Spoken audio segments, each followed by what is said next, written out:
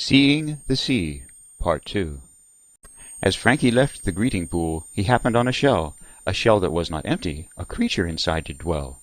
Out popped an eye stalk, then one more, and two antennae too. The creature said to Frankie then, "What can I do for you?"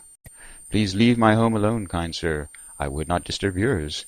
Though just a shell to you perhaps, it's where I stay indoors." Frankie had never dreamed to use a shell for a disguise. The hermit crab had given Frank a super shell surprise. Could Frankie find his own cool shell, is what he wondered next, but where to find one big enough left him a bit perplexed. The shells he saw nearby were all already occupied.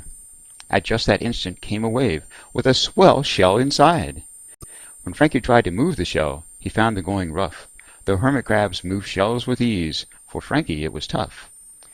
As Frank tugged hard upon his shell, a shadow passed his head. It was a seagull swooping him, that wanted to be fed. But Frank had not come to the beach to be a froggy snack. He turned and started to hop quick, without once looking back. But no frog can hop as quickly as any bird can fly. He knew he had but seconds left, so what could Frankie try? Frank saw it had been a mistake to leave his shell behind.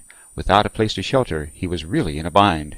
Quickly Frankie reversed his course, but when he turned around, the seagull now was very close and diving towards the ground.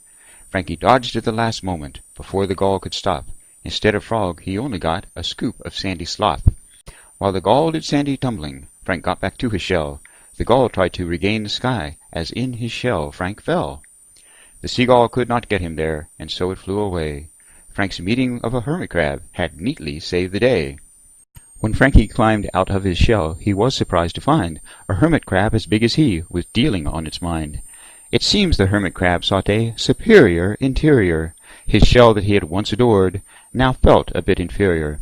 As hermits grow, they get new shells. The old one gets too small. So Frankie gave the crab his shell. He did not even stall.